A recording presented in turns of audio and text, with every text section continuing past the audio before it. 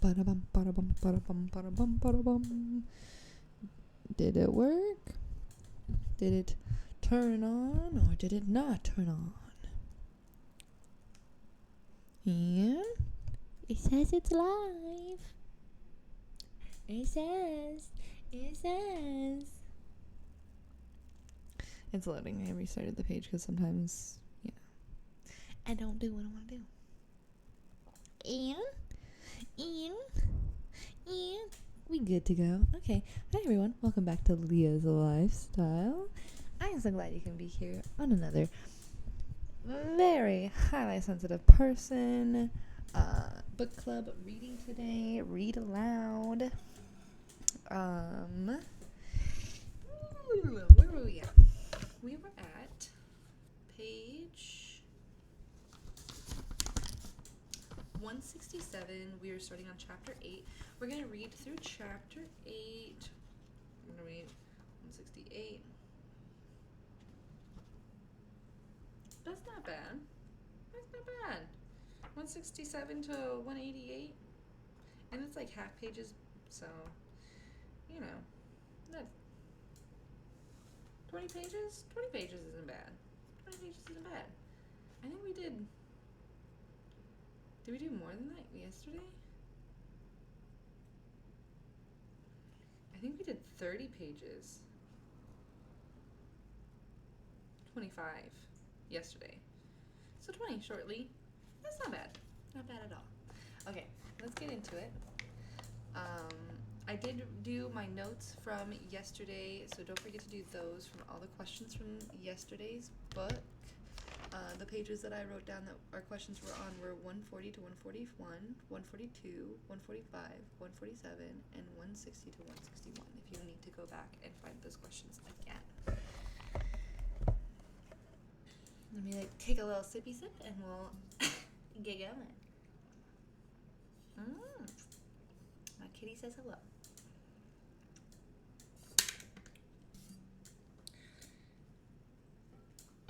We're almost done. There's only 10 chapters, so I think two more reads of this and we'll be completely done with this book.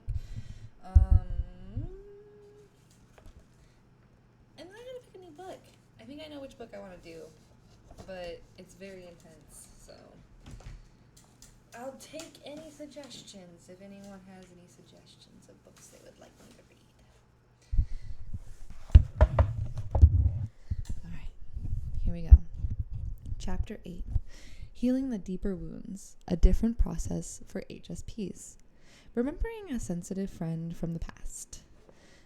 I knew a boy named Drake in high school. At this time, he was the class nerd. Today, I would say he was an HSP. Drake had considerably more to deal with. However, he had been born with a congenital heart defect, epilepsy, a host of allergies, and fair skin that could not tolerate the sun. Unable to play sports or even be out of doors, he was completely excluded from our culture's normal boyhood. Naturally, he became bookish, and by adolescence was quite passionate about ideas. He also became passionate about girls, as do most boys at that age. The girls, of course, wanted nothing to do with him. I suppose we did not dare welcome his attentions. His need for acceptance made him too intense, and it would have been social death for any of us. But he loved one after another anyway, in a shy and angry way that made him a joke. And highlight of the year for some of his classmates was getting their hands on some of Drake's rejected love poems and reading them out loud all over the school. Ugh. Fortunately, Drake was in the program for gifted students, and among us, he was more accepted. We admired his essays, his comments in class, so we were proud to have him when he received a full scholarship to a top university. Hey! Sometimes people get the ha-has in the moment, but it's the people who get ha-ha'd at that get the ha-ha later in life, and that ha-ha is a little stronger when you got a lot more money in your bank account. Just saying. Anyways, there's a life lesson in there somewhere. He must have been even more afraid than the rest of us about going away to school. It meant living day and night with others his own age, the very ones who had made his life impossible in the past. Of course, he could never turn down the honor, but how would it be for him? And how would it feel to leave his sheltered home and medical support? The answer came after the first Christmas vacation. On the first night back in his dorm room, Drake hung himself. Jesus fucking Christ. That is maybe not where I felt like that was going. But considering I, too, have felt the end all life, end it all feels. Just wasn't prepared for them to just end his story like that. I guess they didn't. He did. That's a terrible joke. Is that too soon? Anyway, moving on. HSPs and the healing of psychological wounds. I do not mean to startle you with such a story again. Drake had many difficulties. HSPs' lives rarely have such bad endings. But if this chapter is going to be helpful, it needs to serve as a warning as well as a comfort. My research results make it clear that HSPs who faced extreme difficulties in childhood and adolescence are going to be at much greater risk for anxiety, depression, and suicide until they acknowledge their past as well as their trait and begin to heal their own wounds. HSPs with serious current problems also need to give themselves special consideration. Non-HSPs simply do not take in as many of the subtle, disturbing aspects of these situations. Your trait in itself is not at fault, but likely a finely tuned instrument or machine, or high-spirited, finely bred animal. You do need special handling, and many of you received mediocre or even damaging care as a child. In this chapter, I'll discuss the various ways of dealing with past and present difficulties, mainly through psychotherapy in the broadest sense. I'll also discuss the pros and cons of psychotherapy for HSPs without major problems, the different approaches, how to choose a therapist, and the like. But I'll begin with the issue of childhood wounds. How much emphasis should we place on our childhoods? This is a really good question that I need answered. I do not believe that our psychological life can all be reduced to what happened to us while growing up. Fair. There is the present, the people who influence us, our physical health, our environmental, and there's also something within us calling us forward. Okay, I agree with those things. As I said in chapter 6 about vocations, I do believe we each have at least a part of a question to answer for our generation, a task to advance a little bit for our time. And while a difficult past may seem to, at first, hamper our living our life's purpose, sometimes it serves the purpose too. Or it is the purpose to fulfill, experience, and understand a certain kind of human problem. I also want to emphasize a common mistake of many psychotherapists, those who do not yet understand about HSPs. Naturally, these therapists look for something in HSP's childhood to explain quote-unquote symptoms that may be the normal range for us. They may think the HSPs is withdrawing quote-unquote too much, reporting feelings of dissociation quote-unquote for no reason, having quote-unquote excessive or quote-unquote neurotic anxiety and quote-unquote unusual problems at work, in close relationships, or with sexuality. Having an explanation is always a relief for both therapist and client, even if it is that someone did something bad to us that we had since forgotten or underestimated. I find that people whose real difficulties begin with their trait, perhaps misunderstood or mismanaged, are greatly relived and improved when they learn the basic facts about sensitivity. There still may be significant work to do in therapy, such as reframing experiences and learning how to live with their trait, but the focus naturally shifts. I also think people don't know what they're talking about when they say, quote unquote, "Oh, come on, childhood is hard for everybody. No family is perfect. Everybody has some skeletons in their closet. It's just infantile." Infantile? Hold on. Infantile. I know this word, but my brain doesn't want to function with it. Fatal. Fatal. Not fatal. Futile. Yeah, it's just futile. The way people go on and with the years of therapy. Look at the brothers and sisters, same problems, and they aren't making a big deal. They are getting on with their lives. All childhoods are not equal.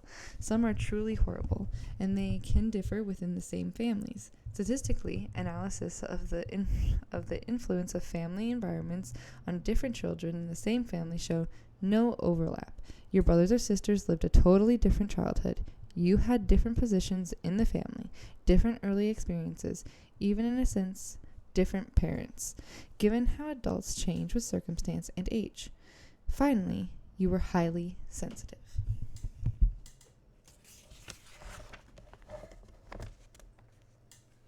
Those born highly sensitive are more affected by everything. Furthermore, however, is the most sensitive in the family often becomes the focus. In a disturbed family, especially, he or she becomes the family's seer, for example, or harmonizer, parody, target, martyr, patient, parent, or the weak one whose protection becomes someone else's life purpose. Meanwhile, the sensitive child's extra need to learn to feel secure in the world is overlooked. In some, believe it if it seems to you that the quote-unquote same childhood or an quote-unquote okay childhood has been harder for you than for others in your family or for others with a similar past. And if you think you need a therapy to heal childhood wounds, get it. Each childhood is its own story, deserving to be heard. I like that a lot. That was really good. All right, give me 1 second. Thank you for the following. Yap while I work. Well, it's nice to meet ya, Yappy. I appreciate the follow. First one here. Nice one. Okay, just a little sippy sip and then we're going to return. We're on page 170 right now. How Dan survived. At first, Dan's answer to my questions were typical, if extreme.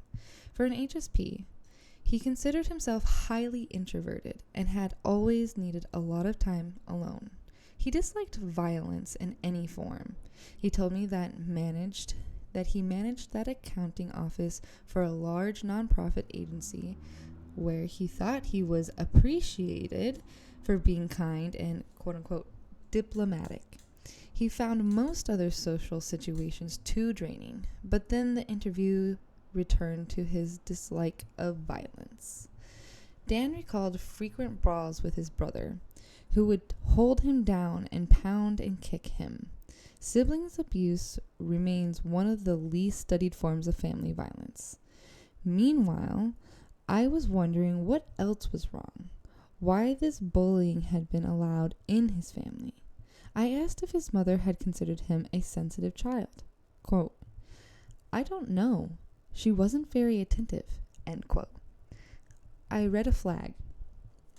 As if reading my thoughts, he said, quote, "My mother and father were not demonstrative, end quote. I nodded. Quote, in fact, they were bizarre. I remember nothing positive about them. Cuddling, that stuff, end quote. Then the stoicism melted. The story unfolded of his mother's mental illness never treated. Quote, chronic depression, schizophrenia, people in the TV talking to her, end quote.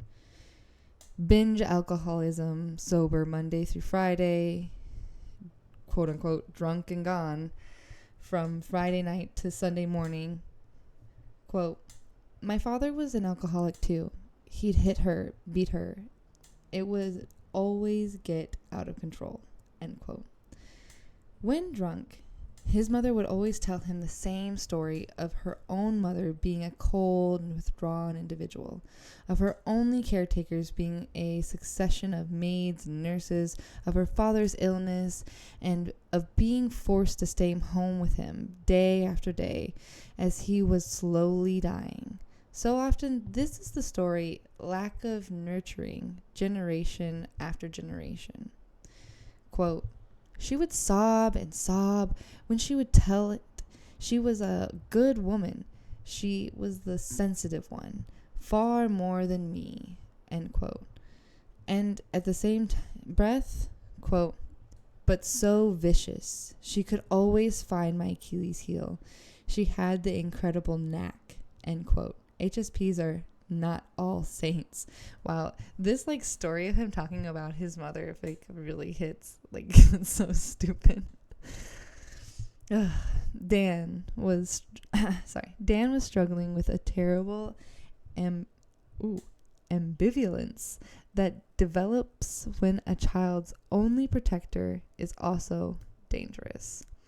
He describes hiding as a child in closets, under the bathroom sink, in a family car, in a certain window seat. But, as in most such stories, there was one person who made this soul-saving difference. Dan had a paternal grandmother, a rigid woman who was, quote-unquote, fanatical about cleanliness. Fanatical. But after her husband died, she made a companion of little Dan. Oh, man. Quote, one of my earliest memories is of sitting with 3 women in their 60s playing canasta, and I'm 6 and can barely hold the cards, but they needed a 4th, and when I was playing canasta, I was an adult and important and could say things to them I could say to no one else, end quote. This grandmother provided that crucial stability required for a highly sensitive child to develop strategies for survival. Dan also had wonderful resilience. Quote, my mother used to sit and lecture me like this. Why do you try so hard? You'll never make anything of yourself. You don't have a chance. Quote, and I just made up my mind to defy her, end quote. Being highly sensitive does not at all rule out being, in your own way, a tenacious survivor. And Dan needed that as he told me the rest of the story. At 14, Dan took a job. There was a man he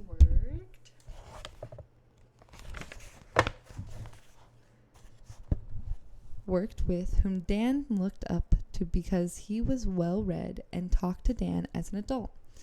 Quote, I trusted him and I ended up being molested by him, end quote. Again, it is not only the single instance of abuse that is a concern, but the lifelong situation that made it more likely. Given Dan's childhood, his hunger for closeness must have led to his overlooking subtle signs of danger. Plus, he would have been slow to protect himself. Given that he had no role model, no one else had looked out for him. Dan shrugged. Quote, so, from that I learned, if you can make it through this, they can throw just about anything they've got at you, and it isn't going to make a hell of a lot of a difference if you can't get through this.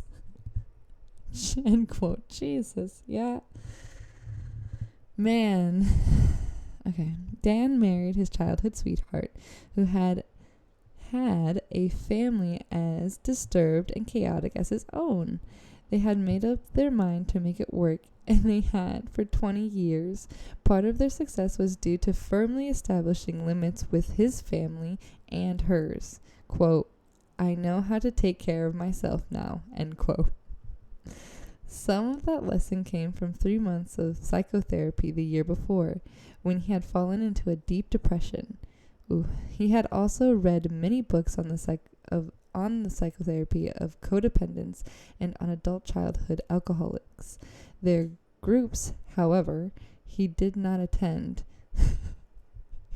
Like many HSPs, he would rather not reveal his life to a room full of strangers.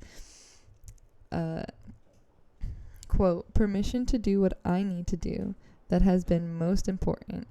To acknowledge my sensitivity and respect it, to project positivity, solution-oriented calm at work, but to watch for looking too much on the outside like someone or something I don't feel inside.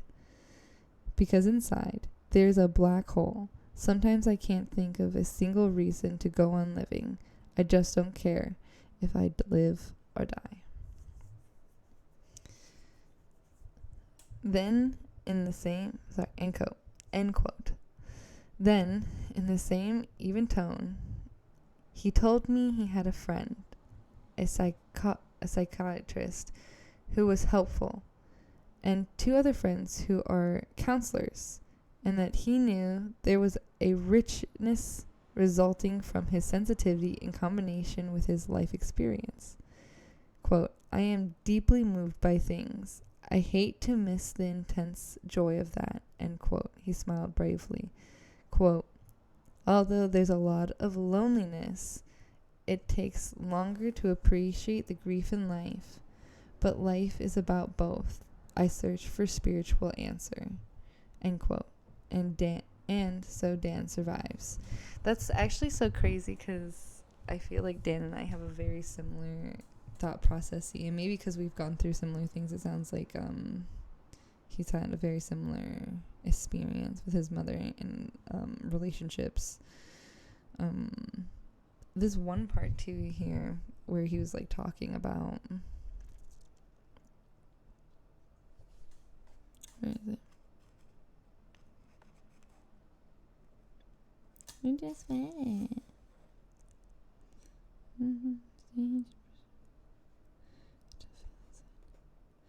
Right here, because inside there's a black hole. Sometimes I can't think of a single reason to go on living. I just don't care if I live or die.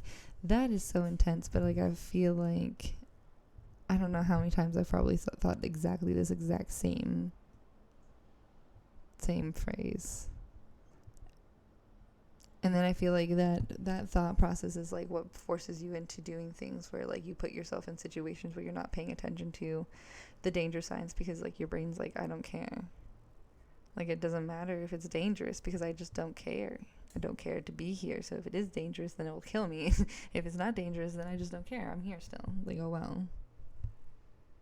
Oops, I survived. You know, kind of type behavior. Like that's, yeah. And I think that's another reason why I do stuff like online with sharing my story, because like I don't think I could do it in person with people. It was much more difficult for me. I get much more emotional. Seeing other people's faces too, like makes me more emotional when like you tell someone something and you like see like in their face and you're like, oh, yeah, that was supposed to be funny. Not sad. Don't cry. Okay. Page 137. What about your own past? At the end of the chapter, you will have a chance to access your own childhood and think about what was there. I want to repeat my research finding discussed in Chapter 4. HSPs are more affected by a troubled childhood in that they are more depressed and anxious as adults. Also keep in mind that the earlier the problem occurred or began, And the more that it was rooted in the behavior of... Oh, hold on. What did I just do? Began. And also keep in mind that the earlier the problem occurred or began, and the more that it was rooted in the behavior of your primary caretaker, usually your mother, or your more deeply rooted and long-lasting mother, usually your mother, the more deeply rooted and long-lasting the effects. You must have great patience with yourself throughout your life. You will heal, but in your own way and with some qualities you could not have gained had there been no problems. For example, you will be more conscious, more complex, and more understanding of others. Let's not forget the advantages of being sensitive in childhood, even in a dysfunctional family. You were more likely to withdraw and think it over rather than being totally enmeshed. Like Dan with his grandmother, you may have known intuitively where to turn for help. You may have developed vast inner and spiritual resources as a compensation. My oldest interviewee had even come to believe that difficult childhoods are chosen by souls destined for a spiritual life. It keeps them working on their inner life while others are settling down into a more ordinary existence. Or as one friend of mine put it, quote, "In the first 20 years we are given our circumstance, and the next 20 we study it. For some of us, that circulum is the equivalent of graduate studying at Oxford. As adults, HSPs tend to have just the right personalities for inner work and healing. Generally speaking, your keen intuition helps you uncover the most important hidden factors. You have greater access to your own unconscious and so a greater sense of others and how you were affected.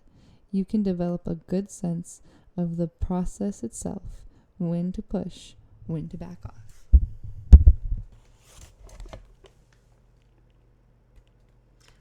I guess I'm learning a lot right now, but I don't know if I feel like I got that within the first 20 years. You have curiosity about inner life. Above all, you have integrity. You remain committed to the process of individuation, no matter how difficult it is to face certain moments, certain wounds, certain facts. Assuming that you are one of many HSPs with a difficult childhood or a difficult present, let's explore your options. The 4 approaches. One can quote unquote, cut up the pie of healing methods with many individuations, long or short, self-help or professional help, individual or group therapy, treating yourself or treating your whole family together. But we can cover it well by serving up 4 big slices: cognitive behavioral, interpersonal, physical, and spiritual. There are therapists who use all 4, and perhaps they are the best. But do ask which is their private favorite. Mentioning these 4 explicitly, it is a great shame to spend time in therapy with someone whose basic philosophy is not what you would have preferred. Fair. Cognitive behavioral. Short-term, quote-unquote, cognitive behavioral, apparently I have problems with that word, therapy aimed at relieving specific symptoms is the most accessible through insurance and managed care plans. This approach is, quote-unquote, cognitive because it works on how you think, and it is, quote-unquote, behavioral because it works on how you behave. It tends to ignore feelings and unconscious motive. Everything is meant to be practical, rational, and clear. You'll be asked what you want to work on. If your complaint is that you're generally anxious, you'll be taught the latest techniques of relaxation or biofeedback. If you fear specific things, you'll be very gradually exposed to them until the fear is gone. If you're depressed, you'll be taught to examine your irrational beliefs that everything is hopeless. No one cares about you. you should not make mistakes, and so forth.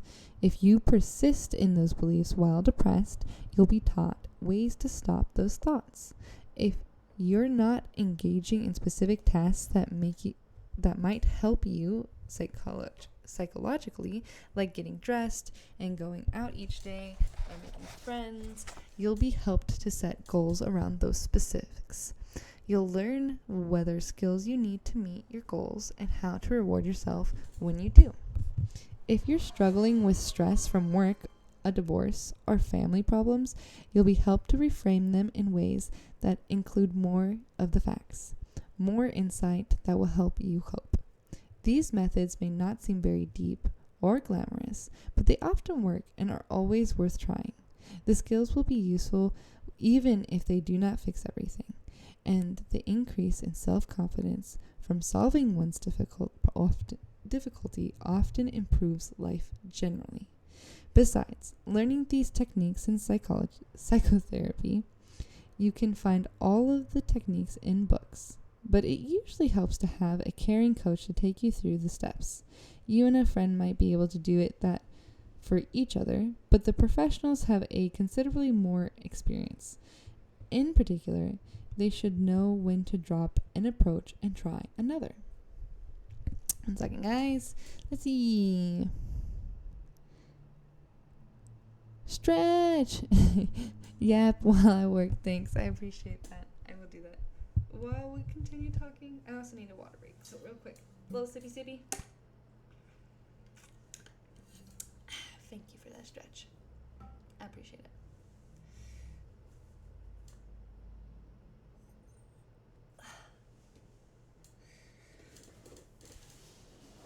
You gotta keep the back.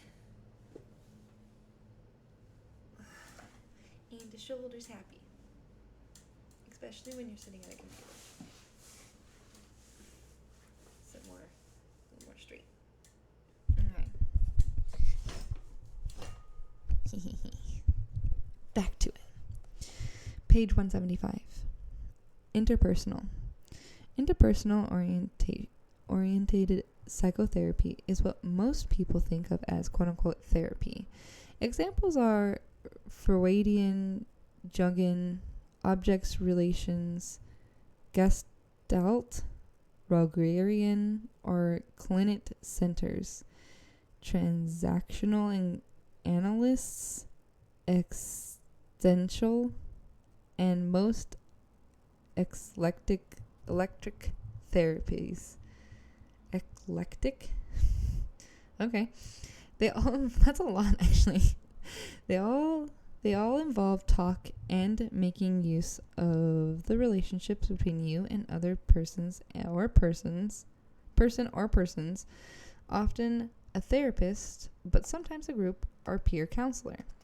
There are probably hundreds of theories and techniques here, so I have to speak in general terms. Besides, most therapists use a blend to fit the client's needs. Still, there are different emphases. Some make the relationships a safe place to explore anything and everything. Some set it as a place specifically to give you a new experience of early attachment.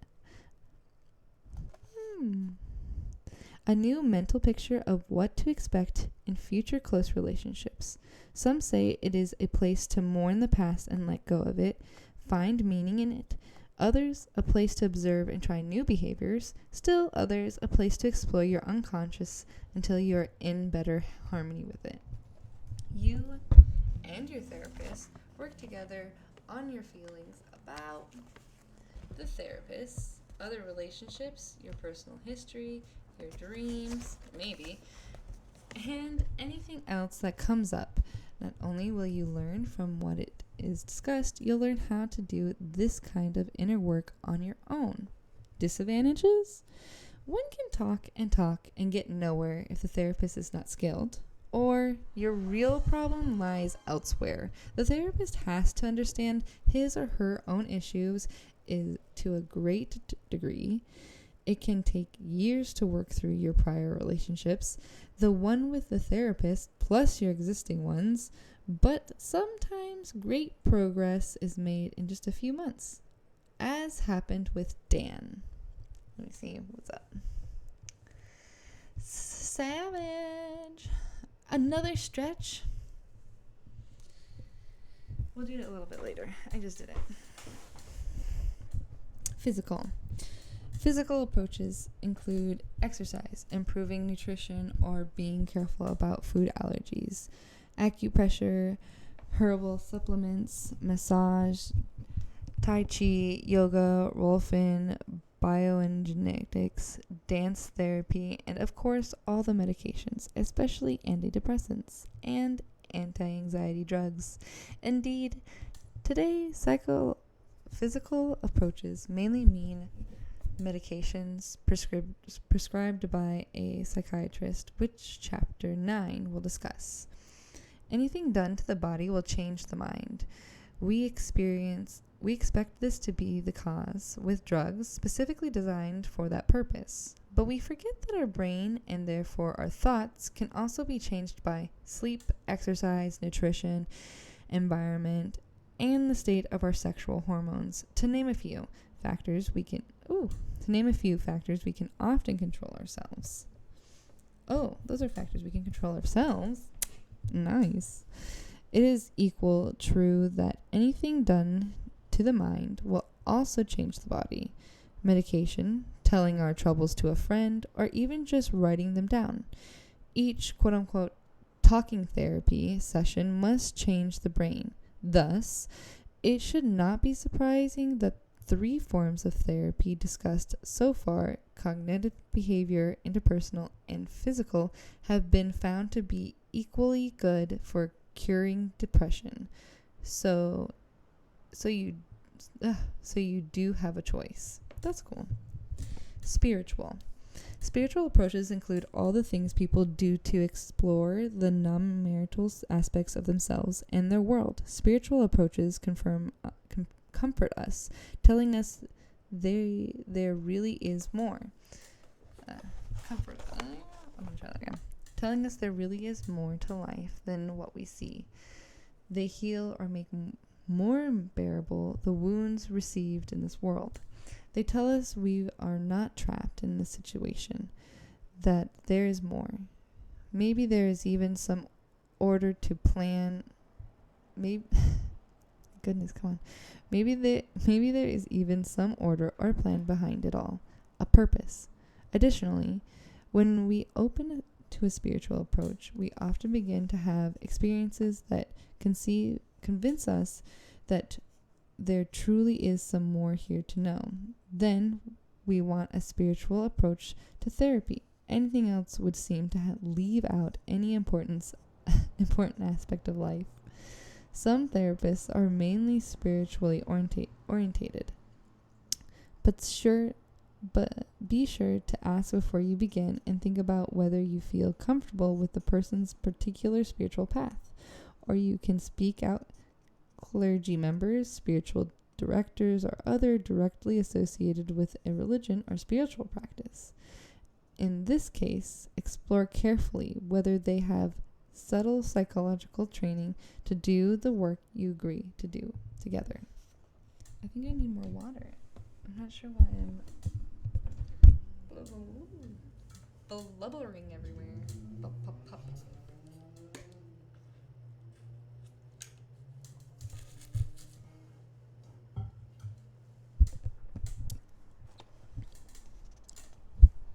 HSPs and the behavioral this word is getting me today. Cognitive approach. As for how these 4 approaches suit HSPs, what matters, of course, is how they suit you. But here are a few thoughts. At some points, probably all HSPs should be exposed to the behavioral cognitive method.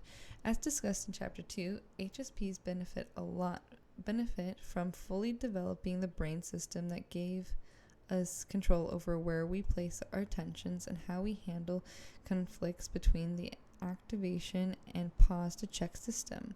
As with muscles, these attention systems are probably inherently stronger in some, but all of us can develop them, and the cognitive behavioral approach is the best gym in town. This is a very rational approach, however, and generally develops and this is a very rational approach. However, and generally developed by the non-HSP, who I think sometimes secretly believes that sensitive people are just being silly and irrational. This is a very rational approach. However, and generally developed by non-HSP. This attitude on the part of the... What are you talking about? See, this is the thing. I love this book, but there's just like these really random moments in this book, and it's happening again, where there's an entire paragraph, and it's like saying nothing. My man, I need you.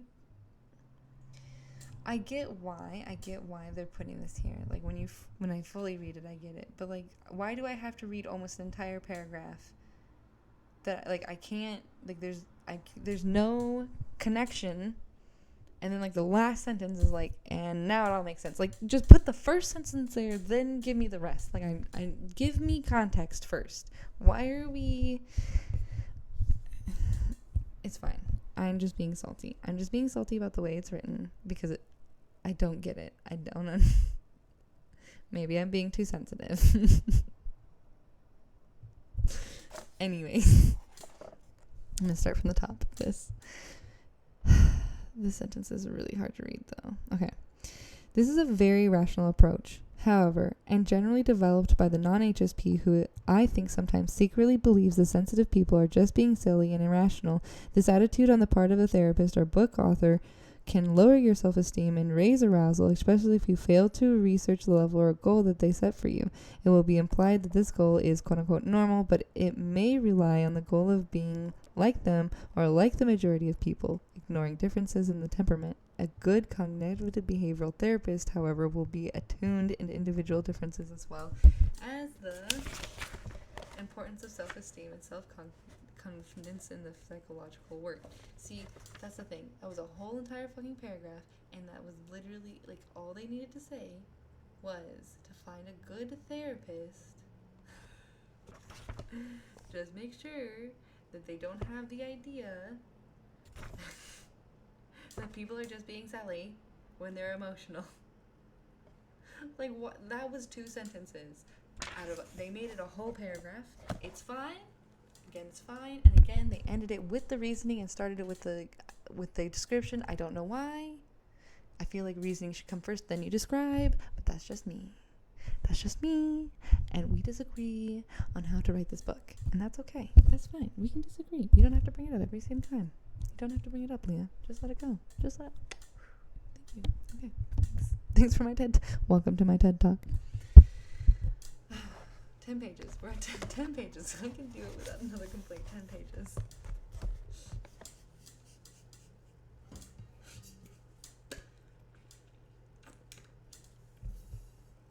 Okay. Also, HSPs often prefer an approach that is quote-unquote deeper or more intuitive rather than focus on surface symptoms. But this sort of bias is in some of us against the practical and down-to-earth could be a good reason in itself to explore this approach. HSPs and the interpersonal approach. Interpersonal psychotherapy has broad appeal to HSPs, and we can learn a great deal from it. We discover our intuitive abilities, our depths. We become skilled in very close relationships. With some interpersonal methods, our unconscious becomes our ally instead of our source of symptoms. The disadvantages are that HSPs can stay too long in interpersonal therapy just because we are so good at working through those details. A good therapist, however, will insist that you do your inner work on your own when you appear ready. HSPs can also use this kind of therapy to avoid being out in the world, although a good therapist will not allow that either. Finally, there is usually a strong attraction to the therapist with whom we make all these explorations, what is called a positive or idealizing transference. For HSPs, this is often especially strong, which can make therapy expensive to stay in and almost impossible to leave. More about transference. Actually, a strong positive transference or attachment to the therapist can happen with any of these approaches. So it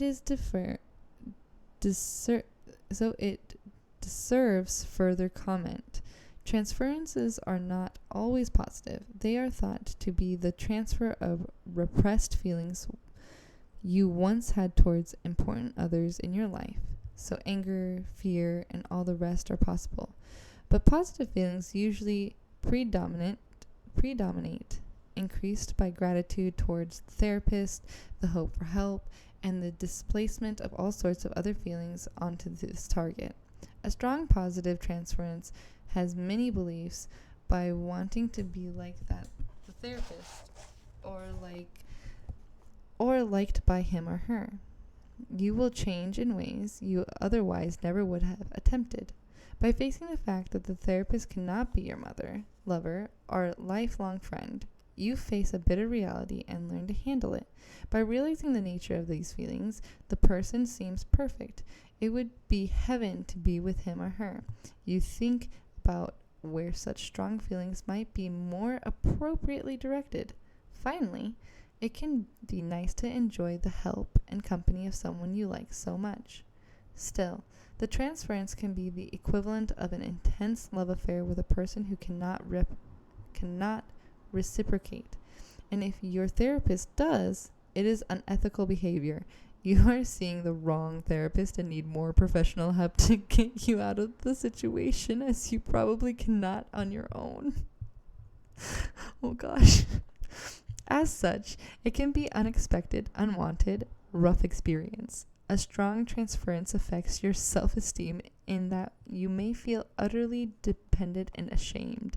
It affects others you're close to who feel your deep attachment to you, this new person. If the transference prolongs your therapy, it will affect your budget, if it has to be considered, and the time to do so before getting into therapy. Yeah. How easily attached to people do you get? There are many reasons why transference could be stronger for HSPs. First, it is stronger when the unconscious wants big changes made, but the ego cannot or will not make them. HSPs frequently need to make such vast changes in order to be more out in the world or less, or in order to be quote unquote liberated from their over socialization or acceptance of cultural bias against them, or simply to come to better terms with the aspect of their personality. Second, psychotherapy contains all of the elements described in Chapter 7 that cause people to fall in love and HSPs to fall in love harder. The therapist whom you choose will obviously seem desirable to you, wise and capable. You will experience her or him as liking you, and you are going to share everything you feared no one would listen to or accept, everything you feared even thinking about. The mistakes, the situations very arousing. This makes the situation very arousing. I'm not at all suggesting that you should avoid therapy because you might develop a strong transference. Indeed, it may be a sign that therapy is needed, and in the hand of a competent therapist, the transference will be the greatest force for change. But be forewarned about attaching prematurely to the first therapist you meet, or long past the point where you have received all the benefits you could from this particular other person. HSPs in the physical approach. HSPs can especially benefit from physical approaches. When we need to stop a psychological situation that is threatening to spiral out of control physically and mentally. Maybe you are losing sleep, feeling tired and depressed, or terribly anxious, or both. The cause of such downward spiraling can vary greatly. I have seen a physical solution, usually medication, work on depression caused by a virus, a failure at work, the death of a close friend, and getting into painful issues in psychotherapy. In all cases, it made sense to stop the spiral spiral physically because there was no way the person could think differently until the body was calmer. The most usual method is medication. But I have also seen an HSP halt the same spiral by taking a vacation to a new place in a warm tropics, forgetting problems for a while. Upon returning, the person took up the old issues with a fresh perspective and psychology. In other case, instead of taking a trip, this person had to come home from a vacation to stop a spiral of anxiety. What was needed was less stimulation. Your intuition can be a fine guide for knowing exactly what you need to do physically to change your mental chemistry. A third case responded to careful nutritional guidance. All humans vary greatly in their nutritional needs and the foods they need to avoid, and HSPs seem to vary even more so. Especially if we become chronically aroused. We will need extra nutrients right when we are probably paying less attention to such things. We may even lose our appetite or have poor digestion so that we are receiving very little of what we need from what we do eat. Good nutrition advice is very important for HSPs. And at one point, we seem to vary less. And that is how quickly we crash when hungry. So keep eating small, regular meals no matter how busy or distracted you become.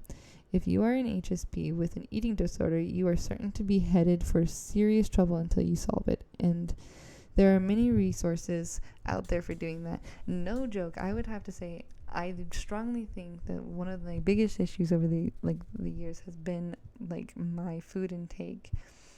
And has been a huge thing that I've been trying to fix for a very, very long time, it feels like now. But hey, you can only do what you can do. I also want to mention the powerful influence of fluctuations and levels of reproductive hormones, which I suspect, again, affect HSPs more. The same is true for thyroid hormone production. All of these systems are linked together, affecting cortisol and brain neurotransmitters dramatically. One hint that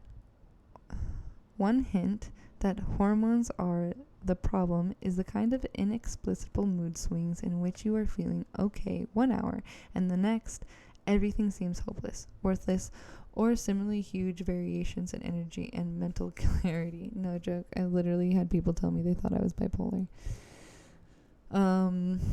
With all of these physical approaches, from medications to massage, remember that you're very sensitive. In the care of medications, ask to be stared at the lowest dosage. Choose your body worker carefully and talk about your sensitivity with the person beforehand. Your mentioning usually calls up for the person a set of experiences with other people like you, and she or he will know just what to do. If that does not happen, you probably cannot work with the person. Be aware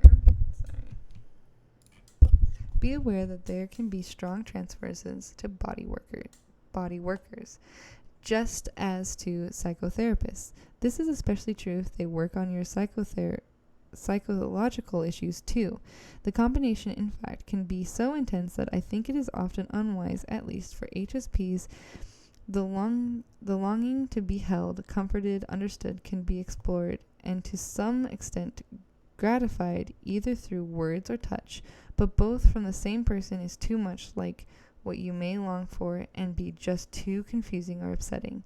If your therapist does work both with your thoughts and your body, be especially careful to inspect the person's credential and references. They should have years of training in interpersonal psychology, not just body work. HSPs and spiritual approaches. Spiritual approaches often appeal most to HSPs. Spiritual resources were used by almost every HSP I interviewed who had needed to do some kind of healing inner work. One reason HSPs are drawn to the spiritual is that we are so inclined to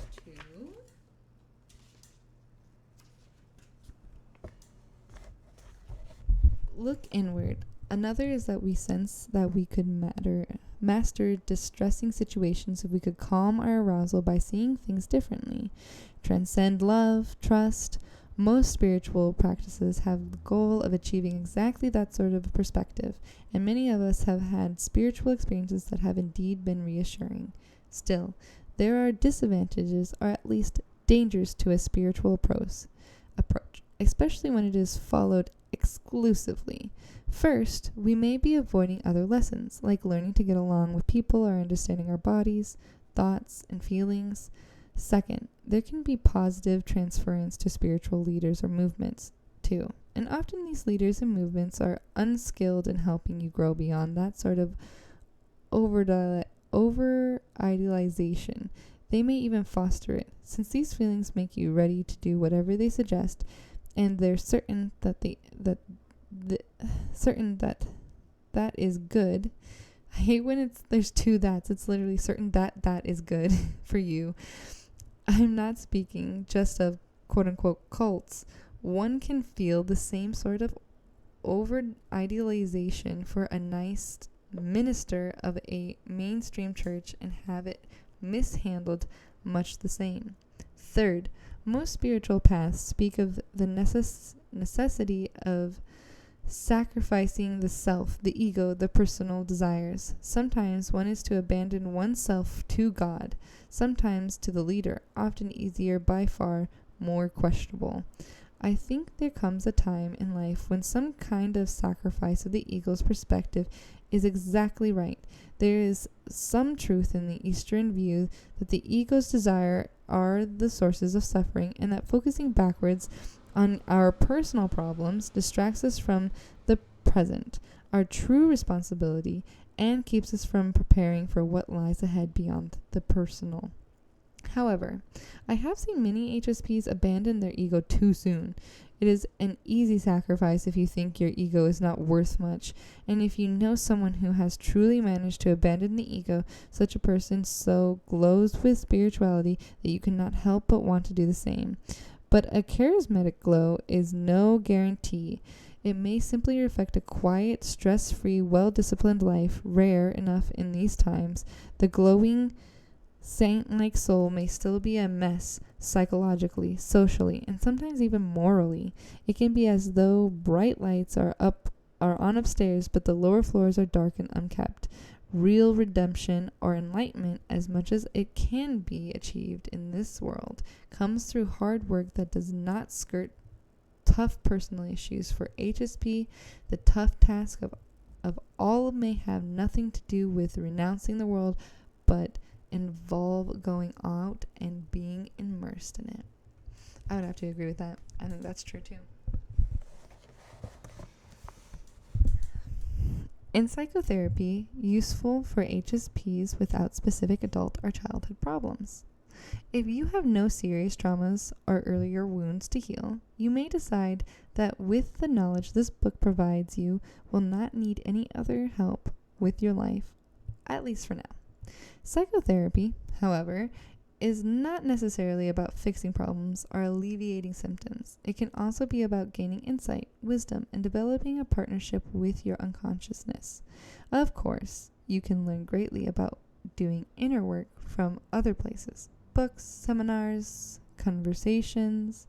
Many good therapists, for example, are writing books and giving courses, but having an especially keen mind, intuition, and inner life, HSPs tend to gain much from psychotherapy, and both validates these qualities and further hones them. As these treasured parts developed, psychotherapy becomes a sacred space. There is nothing quite like it. Especially for HSPs, Juggins analysts, and Juggins-orientated psychotherapists. The form of psychotherapy I recommend most is Juggins orientated therapy, or Juggins analysts. Following the methods and aims of Carl Jung.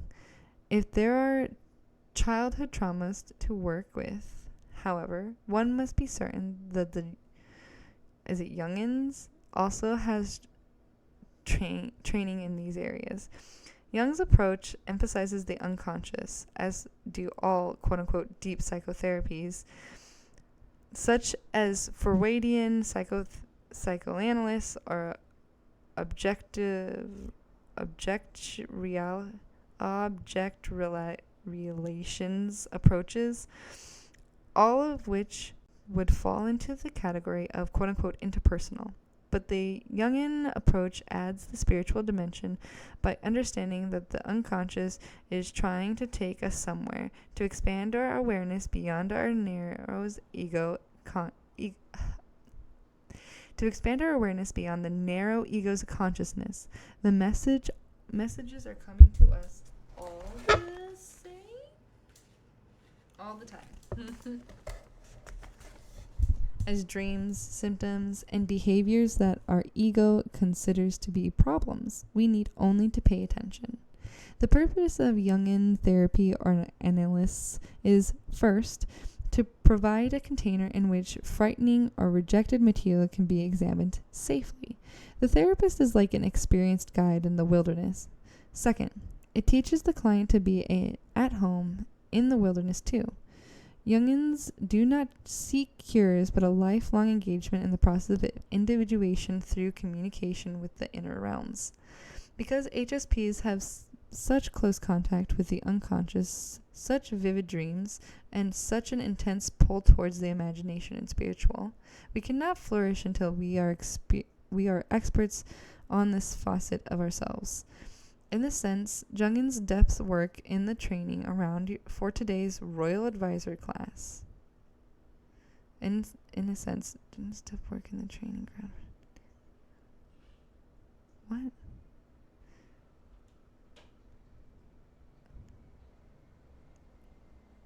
Is a training ground for a Royal Advisor class? What does that mean?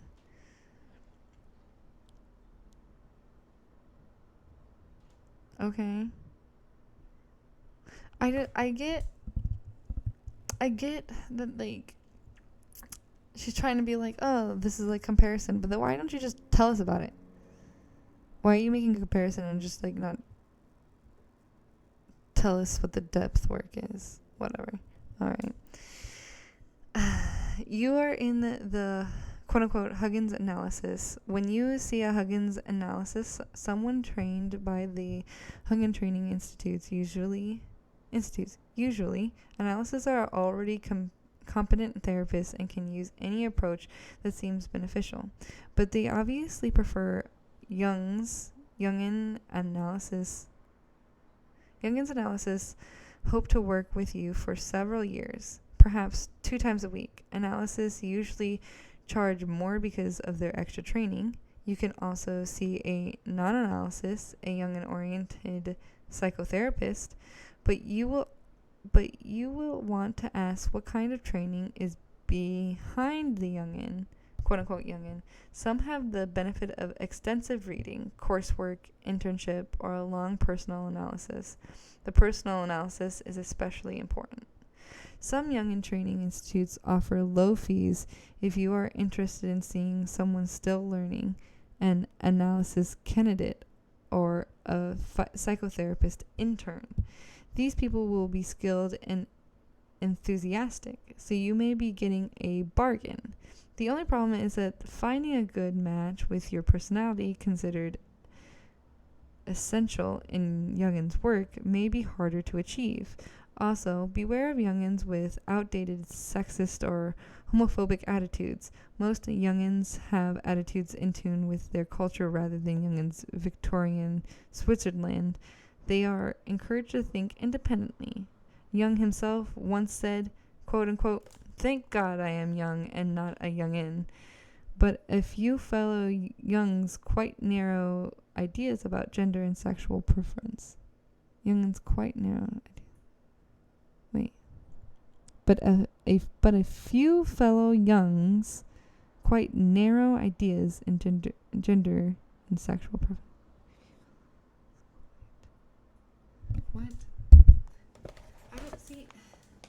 Why are we talking about this? What do you want? I just feel like that's unnecessary information. Like that whole page. What was the point of all that information? I have information now I don't know what to do with. And I dislike whatever this is. Like practice, I will never look into it and I will never use it, and I think it's stupid and probably a cult. It sounds like a cult. I'm sorry, but I think anything where they hold specific practices where you can't learn the information unless you're like from somebody, like no, that sounds fake. I don't think that I trust that at all. Which is funny because I really like this book and I agreed with like a lot of this stuff, and the person's like, oh, I've done this research, but they keep bringing up this like young person, and I don't know. If it seems too old, I think it's too outdated at this point. Maybe the book is, or maybe just the practice, that specific practice is, but that sounds stupid. I would not. If you're listening to me, do not look into that shit. It sounds stupid as fuck. Sounds dumb as fuck.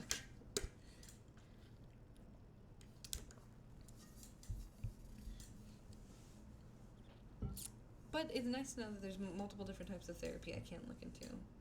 I think I always just believed that there was like talk therapy and then like light therapy and then like, you know, now they do like drug therapy where you can like take what is it? Is it fentanyl? No. Yes. I don't know. It's some kind of drug. They take it. It's for like it's like for PTSD and like CPTSD. It's like really intense PTSDs and shit like that. People who can't like would be re-traumatized if they had to literally think about or talk about the situation again, so they use like this other like this drug and like meditation and stuff to help them get rid of it. Anyways, moving on with the book, page 185. Some final observations about SAPs and psychotherapy. First, do not be a people pleaser and put up with the therapist who makes himself or herself the center of the process. The therapist should be a container large enough that you are not constantly bumping into the container's ego. Second, don't be too charmed by the intense personal attention available from most good therapists during the first few sessions. Take your time to commit yourself. Once the process has begun, appreciate that it is hard work and not always pleasant. A strong transference is only one example of this kind of inexplicable force that are loosed, but by telling your unconscious it is now free to express itself a bit. Sometimes psychotherapy just gets too intense, too over-arousing, more like a boiling cauldron than a safe container. If it does, you and your therapist need to discuss how to control that. Maybe you need a break. Some sessions that are more calm, supportive, and superficial. A break may automatically speed up your progress, even if it appears to be slowing it down. Psychotherapy, in its broadest sense, is a collection of paths towards wisdom and wholeness. If you are an HSP with a troubled childhood, it is almost essential that you take the path. Depth work, especially, can also be a kind of playground for the HSP. Whereas others feel lost, we are at home there as anyone desires to claim to be. This big, beautiful wilderness lets us travel through all kinds of terrain. We camp happily for a while with anything useful, books, courses, and relationships. We become companions with experts and amateurs discovered along the way. It's a good land. Don't let society's attitude keep you away either when it makes your path don't let society's attitudes keep you away either when it makes your path the latest hot fad or a source of jokes. There is something here for HSPs that sometimes others cannot fully appreciate. A couple more pages. This is the work section. Working with what you have learned, assessing, no questions. This whole this whole chapter. That's so crazy. Assessing the wounds of childhood. If you know that your childhood was reasonably happy and uneventful, you can skip this assignment. Oh, that's great. Only some of us have to do it. Or you can use it to appreciate your good fortune and increase your compassion for others. Skip it. 2. If you have worked through your childhood issues to your present satisfaction. For the rest of you, this task can be upsetting. So skip it if it doesn't seem like the time in your life for such history searching. Even if your intuition says, go ahead, be prepared for some aftershock. As always, consider therapy if you feel more distressed than you can handle. For those who proceed, go down the list and check what applies to you. In addition, put a star by anything that happened in the first 5 years, a second star if it happened before you were 2. If the situation continued for a long time, define long, however seems right to you. Circle your check or stars.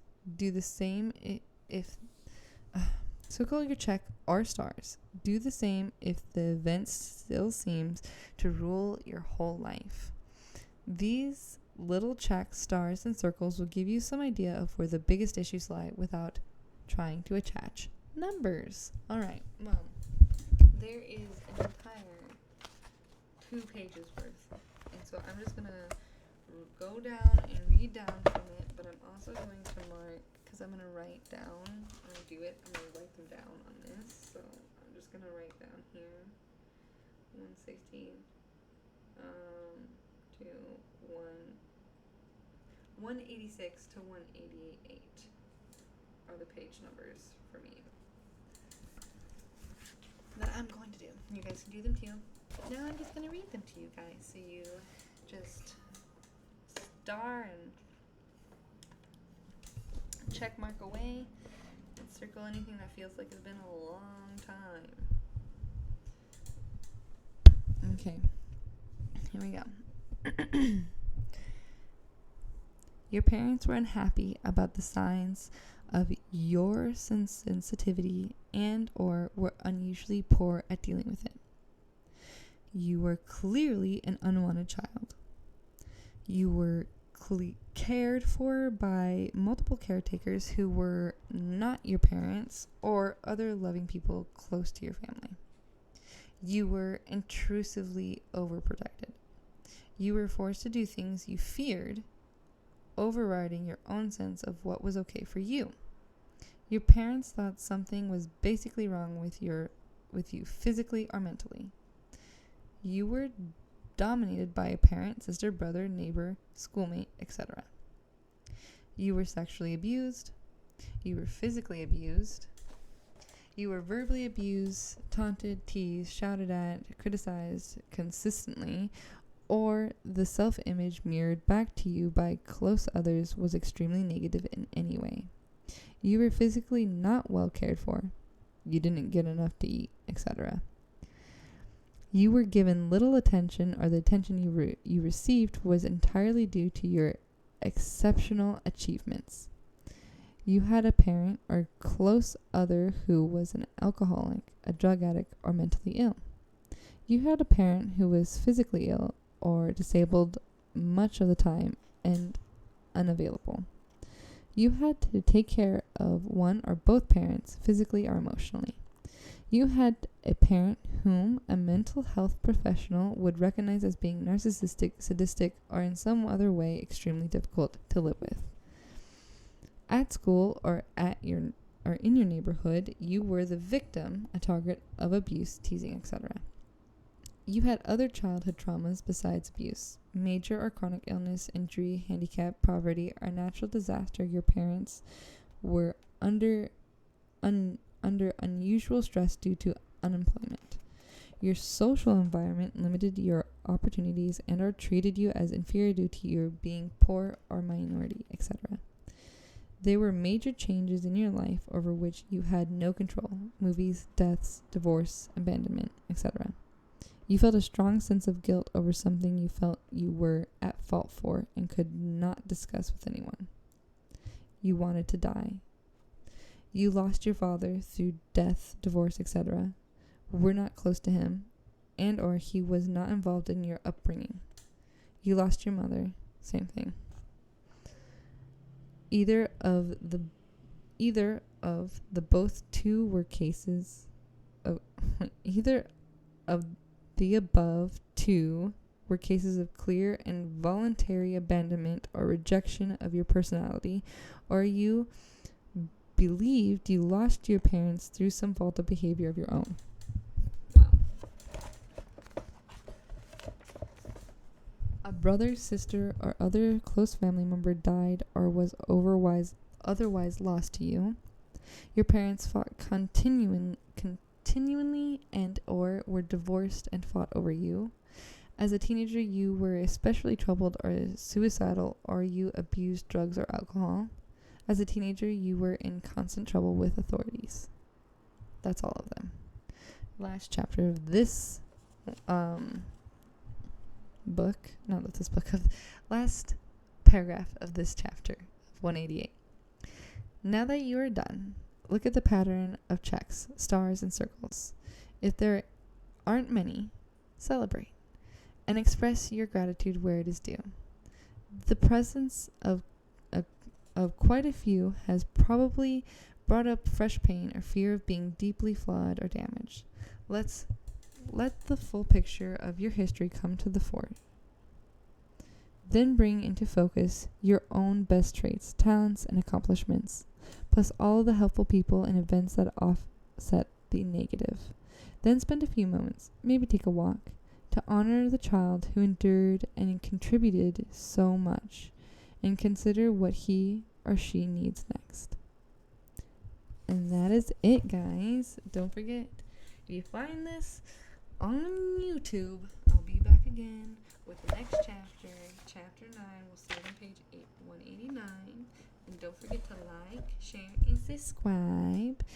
Hit that bell icon down below because I do post randomly, and you should probably know. And leave a comment down below.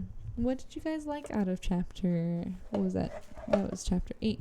What was your favorite part of chapter 8? And are you guys liking the little end chapter parts where you can do like the little test things? Are they helping you? And until next time, I'll talk to you soon. Bye!